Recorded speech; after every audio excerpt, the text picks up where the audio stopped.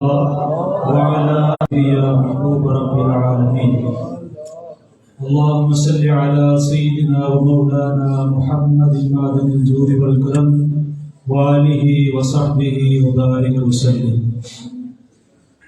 تمام تعریفیں اللہ تبارک و تعالیٰ کے لیے اور ہر قسم کے درود و سلام نبی رحمت سید عالم نور مجسم احمد مصطفیٰ جناب حضرت محمد مصطفیٰ صلی اللہ علیہ وسلم کی ذات و صفات کے لیے حمد و ثنا کے بعد میرے نہایت ہی واجب القدر واجب الاحترام میرے عزیز ساتھیوں دوستوں، میرے عزیز بزرگوں،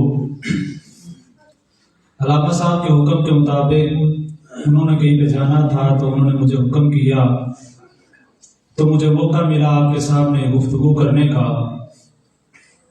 تو مختصر سے وقت میں آپ کے سامنے میں حضور صلوات والسلام کے ادب، حضور کے عشق اور محبت کے بارے میں کچھ باتیں کروں گا. اللہ تعالیٰ سے دعا ہے کہ اللہ تعالیٰ ہمارا یہاں مل بیٹھنا اپنی بارگاہ میں قبول و منظور فرمائے. اللہ تعالیٰ نے قرآن مجید میں ارشاد فرمایا، یا ایھا الذین آمنوا لا ترفعوا اصواتکم فوق صوت النبی، کہ اے ایمان والو جب تم اپنے نبی کی بارگاہ میں آؤ نا تو اپنی آوازوں کو بلند نہ کیا کرو. یعنی اس آیت میں ہمیں حضور صلی اللہ علیہ وسلم کے آداب بتائے گئے ہیں. فرمایا جب تم میرے حبیب کی بارگاہ میں آؤ تو اپنی آواز کو بلند نہ کرو. اگر تمہاری آواز میرے نبی کی آواز سے بلند ہو گئی تو تمہاری ساری نیکیاں ختم ہو جائیں گی، ملیا میٹ ہو جائیں گی. یہ نمازیں، روزے، حج، زکوٰۃ، صدقہ خیرات کچھ نہیں رہے گا، ساری نیکیاں ختم ہو جائیں گی. اور میرے عزیزوں سے غلط فہمی کا شکار نہ ہونا کہ میں نمازی ہوں، غازی ہوں، صائم الدہر ہوں، قائم اللیل ہوں، مفسر ہوں، محدث ہوں، واعظ کرنے والا ہوں. جنت تمہارا انتظار کر رہی ہے. اگر حضور کی شان میں گستاخی کی، بے ادبی کی تو تمہاری ساری نیکیاں ختم ہو جائیں گی، جہنمی بن جاؤ گے. اور آسمان کے نیچے نا ایک ایسی جگہ بھی ہے جو عرش معلیٰ سے بھی نازک ہے. جنید اور با یزید جیسے بزرگ جب مدینے کی فضاؤں میں جاتے ہیں تو اپنی سانسوں کو روک لیتے ہیں کہ کہیں بے ادبی نہ ہو جائے. یہ ادب اب بھی لازم ہے جس طرح آپ کی زندگی میں لازم تھا. اگر آپ میں سے کسی کو روزہ رسول پر جانے کی سعادت نصیب ہو نا تو وہاں پہ بلند آواز سے گفتگو نہ کرو. جہاں پر حدیث شریف کا درس ہو رہا ہو وہاں پہ بلند آواز سے گفتگو نہ کرو. علماء ربانیین کی خدمت میں جب حاضر ہو تو چلا چلا کر گفتگو نہ کرو. ہاں کچھ مقام ایسے ہیں جہاں پر بلند آواز سے بولنا جائز ہے. حضرت سیدنا بلال حبشی حضور کی موجودگی میں بلند آواز سے اذان دیا کرتے تھے، جنگ میں بلند آواز سے نعرے لگائے جاتے تھے. اور اب دیکھیے جب اس سورۃ حجرات کی آیت نازل ہوئی نا تو حضرت عمر فاروق رضی اللہ تعالیٰ عنہ نے نا اپنی بات کو آہستہ آہستہ کرنا شروع کر دیا. یعنی آہستہ آہستہ بولنے کو اپنا مزاج بنا لیا. اور پھر حضرت سیدنا صدیق اکبر رضی اللہ تعالیٰ عنہ نے عرض کی، یا رسول اللہ صلی اللہ علیہ وسلم، مجھے اس ذات کی قسم جس نے آپ پر قرآن نازل کیا، میں آخری لمحات تک آپ سے آہستہ آہستہ بات کروں گا.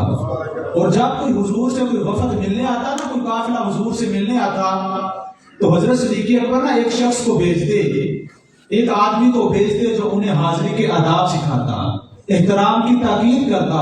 وہ میرے عزیز صحابہ تو پہلے ہی حضور کا بڑا ادب کرتے تھے، اس آیت کے نزول کے بعد اور زیادہ محتاط ہو گئے. اور ایک تفسیر میں ملتا ہے کہ یہ آیت جو ہے یہ حضرت ثابت ابن قیس کے بارے میں بھی نازل ہوئی ہے. یہ تفسیر میں ملتا ہے حضرت ثابت یہ حضور کے صحابی ہیں. آپ قدرتی طور بلند آواز سے، آپ کو پتا ہوگا جو بندہ کم سنتا ہے وہ بڑا اونچی بولتا ہے، وہ بلند بولتا ہے. تو حضرت ثابت جو تھے یہ بڑا اونچی بولتے تھے، ذرا کم سنتے تھے. تو جب اس آیت کا نزول ہوا نا تو آپ نے اپنے آپ کو اپنے گھر میں بند کر لیا، تالا لگا لیا اور دن رات روتے رہتے. ایک دن حضور صلی اللہ علیہ وسلم نے ثابت کو نہ دیکھا تو صحابہ سے ثابت کے بارے میں پوچھا تو صحابہ میں سے کسی نے عرض کی، یا رسول اللہ انہوں نے تو اپنے آپ کو گھر میں بند کر رکھا ہے. وہ صبح و شام روتے رہتے ہیں۔ تو حضور علیہ الصلوۃ والسلام نے حضرت ثابت کو بلا بھیجا۔ جب حضرت ثابت آئے نا تو رونے کی وجہ پوچھی تو حضرت ثابت عرض کرتے یا رسول اللہ صلی اللہ علیہ وسلم میری آواز بڑی بلند ہے، مجھے اندیشہ ہے کہ یہ آیت میرے حق میں نازل ہوئی ہے کہ میری تو ساری زندگی کی نیکیاں ختم ہو گئی، میری تو ساری زندگی کی کمائی ضائع ہو گئی۔ حضرت ثابت جو تھے نا یہ بڑے سادہ آدمی تھے، بڑے نرم مزاج کے آدمی تھے۔ تو حضور علیہ الصلوۃ والسلام نے انہیں تسلی دی اور 3 بشارتیں حضور نے ان کو دی تھی۔ فرمایا کیا تم اس بات پر راضی نہیں کہ تو قابل تعریف زندگی گزارے؟ کیا تو اس بات پر راضی نہیں کہ تجھے شہادت کا درجہ ملے، تو شہید قتل کیا جائے؟ کیا تو اس بات پر راضی نہیں کہ تو جنت میں داخل ہو جائے؟ سبحان اللہ، قربان جائیں۔ تو حضرت ثابت کرتے ہیں ردیت میں آپ کی اس نوازش پر راضی ہو گیا۔ اور جب حضرت صدیق اکبر کا دور آیا نا، مسلمہ کے خلاف یمامہ کے مقام پر جنگ ہوئی تو مسلمانوں کے قدم ڈگمگانے لگے تھے، تو وہاں پہ حضرت ثابت بھی موجود تھے، حضرت سالم بھی موجود تھے۔ تو آپس میں کہنے لگے کہ ہم تو عہد رسالت میں اس طرح نہیں رہا کرتے تھے۔ حضور نے بشارت دی تھی نا حضرت ثابت کو کہ تو شہید ہوگا، تجھے شہادت کا درجہ ملے گا۔ تو حضرت ثابت بھی وہاں پہ موجود تھے، حضرت سالم بھی موجود تھے۔ ان دونوں نے اپنے لیے گڑھے کھودے، ان میں جم کر دشمنوں پر تیروں کی بوچھاڑ شروع کر دی، یہاں تک کہ دونوں شہید ہو گئے۔ اللہ اکبر۔ وہ حضور نے بشارت دی تھی آپ کو شہادت کا درجہ ملا اور آپ کو جنت میں بھی داخل کیا جائے گا۔ وہ بڑے خوش نصیب ہیں جن کے دل میں اللہ کے رسول کے لیے ادب ہے، حضور کی محبت ہے، حضور کا عشق ہے۔ اور دیکھیں حضور کی بارگاہ کے آداب اللہ تعالیٰ بتا رہا ہے، اللہ فرماتا ہے کہ میرے حبیب کی بارگاہ میں آؤ تو بلند آواز نہ کرو، لیکن اللہ کی بارگاہ کے آداب حضور بتا رہے ہیں۔ حضور فرماتے ہیں کہ نماز اس طرح پڑھو، قیام اس طرح کرو، رکوع اس طرح کرو، سجدہ اس طرح کرو۔ اللہ کی بارگاہ کے آداب حضور بتا رہے ہیں۔ اللہ اکبر۔ اس سے آگے چلیں تو حضرت امام مالک رحمت اللہ تعالی، آپ کا ادب دیکھیں، آپ کا عشق دیکھیں حضور کے ساتھ۔ حضرت امام مالک نا مدینے میں رہتے تھے، مدینے سے باہر نہیں جاتے تھے کہ کہیں ایسا نہ ہو کہ میں مدینے سے باہر جاؤں اور میری موت وہیں پہ آ جائے، میری جان وہیں پہ نکل جائے۔ آپ کا یہ عشق رنگ لایا، آپ کا وصال ہوا تو مدینے میں ہوا اور آپ جنت البقیع میں دفن ہوئے۔ حضرت امام مالک نا مدینے کی گلیوں میں جب چلتے تھے نا تو درمیان میں نہیں چلتے تھے، سائڈ پہ ہو کے چلتے تھے۔ لوگوں نے پوچھا کہ آپ گلی کی سائڈ پہ ہو کر کیوں چلتے ہیں؟ تو آپ نے فرمایا مجھے ڈر لگتا ہے کہ کہیں حضور کے قدم پر میرا قدم نہ آ جائے، حضور کے قدم مبارک پر میرا قدم نہ آ جائے۔ اور اب جب مدینے کی گلیوں میں چلتے نا دیواروں کے ساتھ ہاتھ لگاتے ہوئے جاتے اور ہاتھوں کو چومتے ہوئے جاتے۔ لوگوں نے پوچھا کہ آپ اس طرح کیوں کرتے ہیں؟ تو آپ نے فرمایا میں اس لیے ایسا کرتا ہوں کہ ہو سکتا ہے کہ اس دیوار کو میرے حضور کا دست مبارک لگا ہو، اس دیوار کو میرے حضور کا ہاتھ مبارک لگا ہو۔ اور ایک دفعہ حضرت امام مالک نا اپنے گھر میں جلوہ افروز تھے تو دروازے پر دستک ہوئی۔ آپ نے دروازہ کھولا تو دیکھا تو ایک آدمی کھڑا تھا۔ آپ نے پوچھا کیا بات ہے؟ تو وہ آدمی کہنے لگا کہ میں ایک حدیث شریف سمجھنے آیا ہوں، آپ مجھے سمجھا دیں۔ تو حضرت امام مالک نے فرمایا آؤ بیٹھ جاؤ۔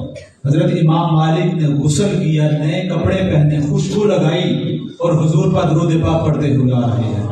اور آپ نے فرمایا آپ میرے آقا کی حدیث بیان کرو اور جو سمجھنا چاہتے ہو سمجھو، اور میرے عزیز توجہ کریں کہ جب جو حدیث شریف کا اتنا ادب کرتا ہو وہ حدیث والے کا کتنا ادب کرتا ہوگا، جو حدیث کا اتنا ادب کرتا ہے وہ حدیث والے کا کتنا ادب کرتا ہوگا۔ اور ایک بات یاد رکھیں، جو بندہ بے ادب ہوتا ہے نا وہ اللہ تعالیٰ کی رحمتوں سے محروم ہو جاتا ہے، اسے کچھ نہیں مل سکتا، اور جو باادب ہوتا ہے وہ سب کچھ حاصل کر لیتا ہے۔ اللہ اکبر۔ اس سے آگے سے روایات میں ملتا ہے کہ حضرت موسیٰ علیہ السلام کا ایک امتی تھا، بڑا فاسق و فاجر تھا، گناہ گار تھا۔ تو جب وہ فوت ہوا نا تو قوم اسے گندی جگہ پہ پھینک آئی۔ تو اللہ تبارک و تعالیٰ نے حضرت موسیٰ علیہ السلام کو وحی کی ہے، موسیٰ میرا ایک دوست فوت ہو گیا ہے، میرے دوست کا انتقال ہو گیا ہے، تم جاؤ اسے غسل کا انتظام کرو، کفن دفن کا انتظام کرو، اس کی نماز جنازہ پڑھاؤ اور اعلان کرو جو اس کی نماز جنازہ پڑھے گا اسے بخش دیا جائے گا۔ تو حضرت موسیٰ علیہ السلام نے اس کے لیے کفن دفن کا انتظام کیا، نماز جنازہ پڑھائی. تو قوم کہنے لگی ہے موسیٰ یہ تو بڑا گناہگار تھا، سیاہکار تھا. تو حضرت موسیٰ علیہ السلام نے اللہ کی بارگاہ میں عرض کی یا اللہ یہ قوم تو اس طرح کہتی ہے. تو اللہ تبارک و تعالیٰ نے فرمایا ہے موسیٰ یہ قوم ٹھیک کہتی ہے، قوم نے اس کے گناہ دیکھے ہیں، یہ بڑا گناہگار تھا، سیاہکار تھا، لیکن مجھے اس کی ایک ادا بڑی پسند آئی ہے. اللہ تبارک و تعالیٰ نے فرمایا ایک دن اس نے تورات کھولی، میرے محبوب کا ذکر آیا، میرے محبوب کا نام آیا، اس بندے نے اس کو چوما، میرے حضور پر درود پڑھا تو میری رحمت جوش میں آئی، اس نے میرے محبوب کے نام کی تعظیم کی، ادب کیا، میں نے اس کے سارے گناہ معاف فرما دیے. نعرہ تکبیر، نعرہ رسالت، نعرہ تحقیق، نعرہ حیدری، شان عظمت مصطفیٰ. تو دیکھیں کہ جو بندہ حضور کے نام کے ادب کی وجہ سے، دیکھیں اس کے لیے اللہ کی رحمتوں کے دروازے کھل گئے، بلکہ جنتوں کے بخشش کے دروازے کھل گئے. اس کی شان کا اندازہ کون کر سکتا ہے. اور اب آگے چلیں تو اس کے بعد حضرت سیدنا عثمان غنی رضی اللہ تعالیٰ عنہ، آپ کا حضور کے ساتھ عشق دیکھیں، ادب دیکھیں، حضور کا آپ نے کیسے کیا. ایک مرتبہ حضرت سیدنا عثمان غنی نا سفیر بن کے مکہ گئے نا، مکہ کے سرداروں سے کہا کہ آقا بیت اللہ کا طواف کرنا چاہتے ہیں. تو مکہ کے سرداروں نے کہا کہ ہم حضور کو طواف نہیں کرنے دیں گے، آئندہ سال کر لیں، آنے والے سال میں کر لیں، لیکن عثمان تمہیں اجازت ہے، بیت اللہ شریف تمہارے سامنے ہے، تم اس کا طواف کر سکتے ہو. تو حضرت عثمان غنی نے فرمایا کہ ہاں بیت اللہ کا طواف عبادت ہے، لیکن میں اس عبادت کا کیا کروں کہ میرے اس میں حضور نہ ہو، میرے آقا نہ ہو. میں تو بیت اللہ کا طواف اس وقت کروں گا جب آگے آگے آقا ہوں گے، پیچھے پیچھے غلام ہوگا. یہ حضرت سیدنا عثمان غنی کا ادب تھا، عشق تھا، جذبہ ایمان تھا. اور علامہ اقبال نے کیا فرمایا تھا کہ محمد سے وفا تو نے تو ہم تیرے ہیں، اور یہ جہاں چیز ہے کیا لوح و قلم تیرے ہیں. سبحان اللہ، اللہ اکبر. اس سے آگے چلیں تو ایک اعرابی آیا نا حضور کی بارگاہ میں، تو آگے کہنے لگا یا رسول اللہ صلی اللہ علیہ وسلم میرا جی چاہتا ہے کہ آپ پر ایمان لے آؤ، لیکن ایک شرط ہے. فرمایا کیا شرط ہے؟ وہ عربی کہنے لگا کہ حضور وہ جو سامنے درخت ہے نا، اگر وہ آ کر یہ کہہ دے کہ آپ اللہ کے رسول ہیں تو میں آپ پر ایمان لے آؤں گا. حضور نے فرمایا جا تو اسے میرا پیغام دے، جا کے کیا کہ تجھے اللہ کا رسول بلاتا ہے. وہ عربی بڑا حیران ہو گیا، پریشان ہو گیا کہ یار وہ درخت آ جائے گا. حضور نے فرمایا تو پیغام تو دے کر دیکھنا. تو جب وہ عربی اس درخت کے پاس گیا نا، جا کے کہا کہ تجھے اللہ کا رسول بلاتا ہے، تو اس درخت نے اپنی جڑیں زمین سے کھینچی، اکھیڑی اور گھسیٹتا ہوا حضور کی بارگاہ میں آ گیا. اور اس کے ہر پتے سے آواز آ رہی تھی اشہد ان لا الہ الا اللہ واشہد ان محمد عبدہ ورسولہ، کہ میں گواہی دیتا ہوں کہ اللہ کے سوا کوئی معبود نہیں اور محمد اللہ کے رسول ہیں. اللہ اکبر. یار جن کی گواہی جانور دیتی ہیں، درخت دیتے ہیں، جن کا کہنا پہاڑ مانتا ہے، جن کا کہنا ساری کائنات مانتی ہے، ان کی شان کا اندازہ کون کر سکتا ہے. سبحان اللہ. اس سے آگے چلے تو حضرت سیدنا صدیق اکبر رضی اللہ تعالیٰ عنہ، آپ کا ادب دیکھیں، آپ کا عشق دیکھیں. حضرت صدیق اکبر وہ ہیں کہ جو انبیاء علیہ السلام کے بعد نا انسانوں میں سب سے زیادہ افضل ہیں، سب سے زیادہ فضیلت والے ہیں. جب حضور کے وصال کے بعد آپ خطبہ دینے کے لیے ممبر پر تشریف لائے نا، تو آپ ممبر کی اوپر والی سیڑھی پر نہیں بیٹھے، آپ دوسری سیڑھی پر بیٹھ گئے. یعنی اوپر والی سیڑھی پہ نہیں بیٹھے، نیچے والی سیڑھی پہ بیٹھے، دوسری سیڑھی پر. تو آپ خطبے سے فارغ ہوئے نا، تو لوگوں نے پوچھا کہ آپ اوپر والی سیڑھی پر کیوں نہیں بیٹھے؟ آپ نے پھر رو کر فرمایا ابو بکر اس جگہ پر کہاں بیٹھ سکتا ہے جہاں پر حضور بیٹھتے ہوں. ابو بکر تو وہاں بیٹھے گا جہاں حضور کے قدم مبارک لگتے ہیں. اور اس کے بعد جب آپ مصلی رسول پر آئے نا نماز پڑھانے کے لیے، تو حضرت صدیق اکبر وہاں پہ نہیں کھڑے ہوئے جہاں پر حضور کھڑے ہوتے تھے، آپ وہاں پہ کھڑے ہوئے. آپ کی پیشانی حضور کے جہاں قدم لگے تھے نا، آپ کی پیشانی وہاں پہ لگتی تھی. یار کتنا ادب، کتنا احترام. جہاں پہ حضور کھڑے ہوتے تھے وہاں پہ ابو بکر کی پیشانی لگتی تھی. اور اس کے بعد حضرت عمر فاروق رضی اللہ تعالیٰ کا دور آیا نا، آپ خطبہ دینے کے لیے تشریف لائے. تو آپ ممبر کی دوسری سیڑھی پر بھی نہیں بیٹھے، آپ نیچے والی پہلی سیڑھی پہ بیٹھ گئے۔ تو خطبے کے بعد لوگوں نے پوچھا کہ آپ اوپر والی سیڑھی پر کیوں نہیں بیٹھے؟ تو آپ نے فرمایا کہ میں ابو بکر کی جگہ پر کیسے بیٹھ سکتا ہوں، میں وہاں پہ بیٹھوں گا جہاں ابو بکر کے قدم لگے ہوں گے۔ یہ جو صحابہ کرام کی آپس میں محبت کا راز تھا نا، یہ آپ حضور صلی اللہ علیہ وسلم کی ادب کی وجہ سے، تعظیم کی وجہ سے اتنی شانیں ملی، اتنی رفعتیں ملی۔ اور اس کے بعد آخری بات کر کے اجازت چاہوں گا، ایک واقعہ ہے، اپنے ایمان کو تازہ کرے کہ جس کے دل میں ایمان ایک بار آ گیا نا، حضور کی محبت آ گئی، حضور کا عشق آ گیا، تو وہ پھر نہیں سکتا، اسے چھوڑ نہیں سکتا۔ یہ بڑا حسین دین ہے، بڑا خوبصورت دین ہے۔ حضرت علامہ جلال الدین سیوطی رحمۃ اللہ تعالیٰ اپنی کتاب شرح صدور میں ایک واقعہ لکھتے ہیں کہ مسلمانوں اور عیسائیوں کی نا جنگ ہو گئی۔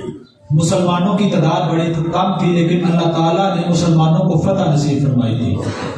لیکن کچھ عیسائیوں نے مسلمانوں کو نا قیدی بنا لیا، قیدی بنا کر لے گئے۔ تو ان میں 3 سگے بھائی بھی تھے، ان کی ابھرتی ہوئی جوانی، چہرے پر نور۔ وہ عیسائی اپنے بادشاہ کے پاس لے کے، بادشاہ کا نام تھا ہرقل، ان کے بادشاہ کا نام تھا ہرقل، تو وہ بادشاہ کے پاس لے گئے۔ تو بادشاہ نے ان سے کہا کہ تم نے اپنی جوانی کی اپنی موجیں بھی نہیں دیکھی، خوبصورتی بھی نہیں دیکھی، تو تمہیں چاہیے کہ اپنے ایمان کو چھوڑ دو، عیسائیت میں آ جاؤ۔ وہ نوجوان خاموش رہے، کچھ نہ بولا۔ تو اس کے بعد بادشاہ بڑا غصے میں آ گیا۔ بادشاہ کہنے لگا کہ تم اپنے ایمان کو چھوڑ دو، نہیں تو میں تمہاری گردنیں تمہارے تن سے جدا کر دوں گا۔ تو وہ نوجوان بولے کہ غلامان محمد جان دینے سے نہیں ڈرتے، یہ سر کٹ جائے یا رہ جائے کچھ پرواہ نہیں کرتے۔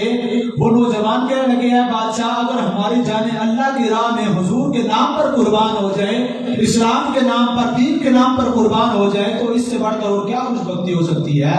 وہ بادشاہ پھر بڑا غصے میں آ گیا، کہنے لگا کہ یہ کسی صورت میں اپنے ایمان کو نہیں چھوڑنے والے، لہذا ان کے لیے ایک گرم تیل کا کڑاہا لایا جائے، ابلتا ہوا تیل لایا جائے۔